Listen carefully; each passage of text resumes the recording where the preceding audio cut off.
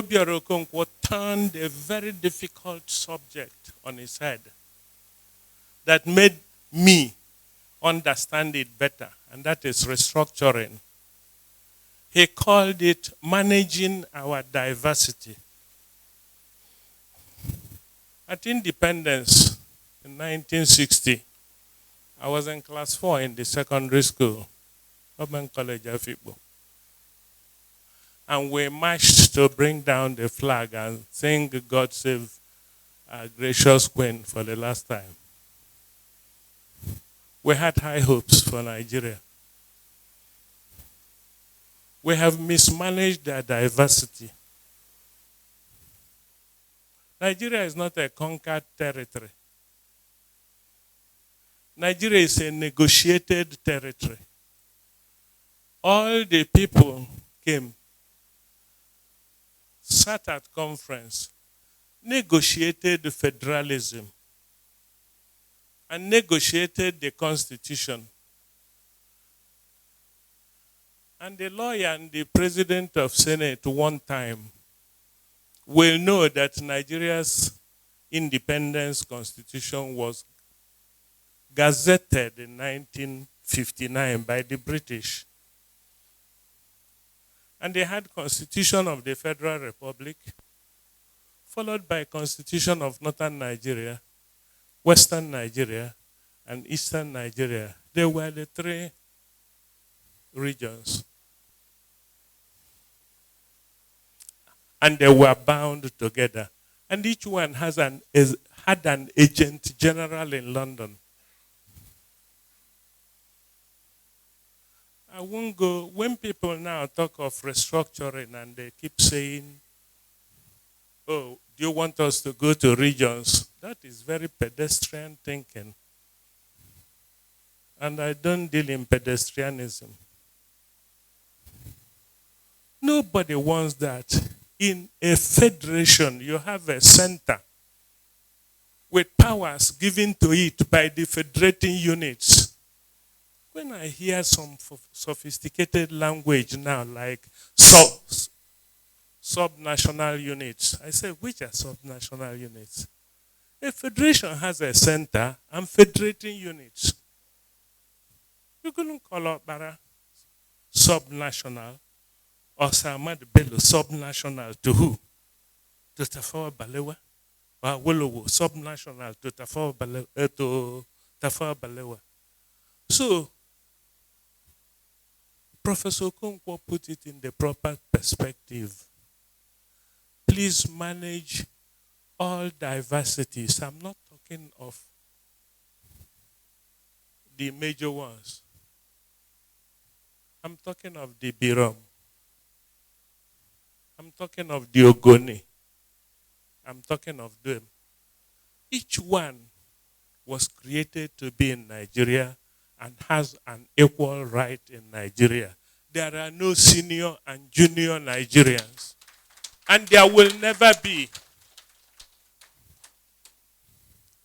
Any people who think they can never succeed in making people junior and senior Nigerians in Nigeria is going to have trouble.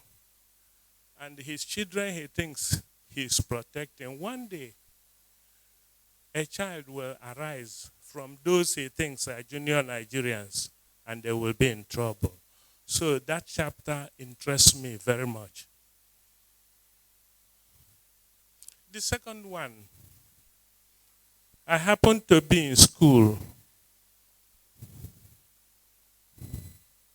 when M.I. Okpara was Premier of Eastern Region. And God knows I love M.I. Okpara even after death until I die. There cannot be a premier like him. There cannot be a ruler like him. And I tried to tell that to Obiora when he was running. He shared the entire land. I put it in the forward. In GRA, Enugu. He didn't take any. He was, Eastern Region included Port Harcourt. He didn't take any. And when he was given in Ikoyi, he didn't take it. The only property he borrowed 20,000 pounds from ACB to build, he gave to Biafra. That is the Biafra bunker. But what happened?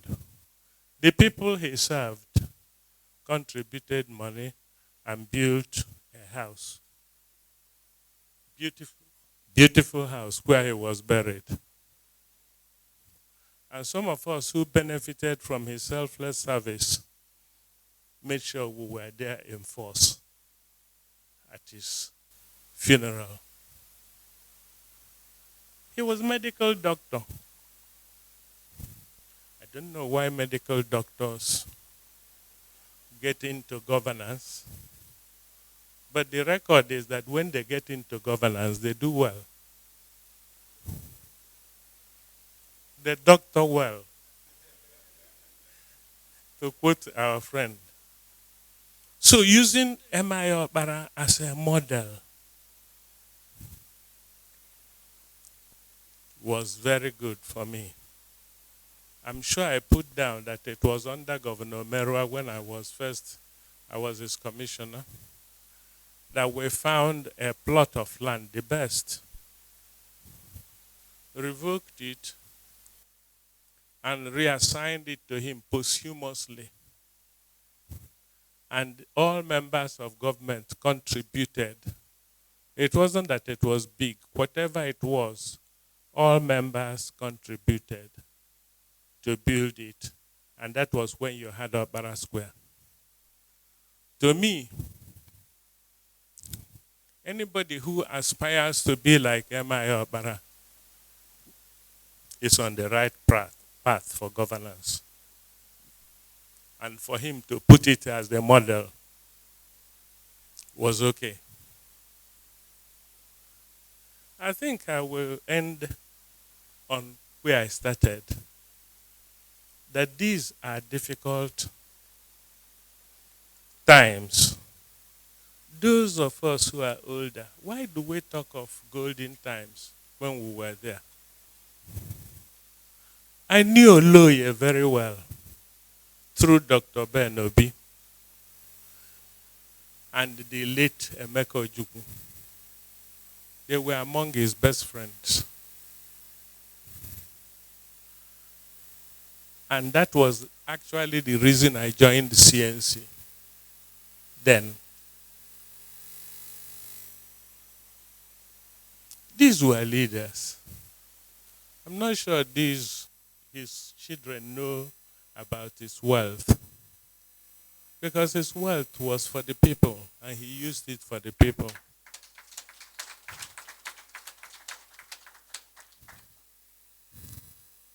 It doesn't happen now. I hear people talking what they will do, how they will unify, how they will do this. From 1960, we have been trying to become a nation, to unify. And you don't unify with people and with words of mouth. You did unify with nation-building institutions. The federal government colleges were nation-building institutions.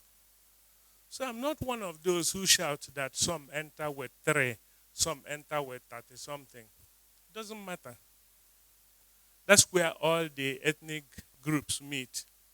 They'll be taught by the same teachers. The person who got 3 probably got 3 because they had a bad teacher. But they'll be said the same exams. They'll take the same exams. Why don't we strengthen federal government colleges? Why don't we? The greatest nation-building institution came after the Civil War.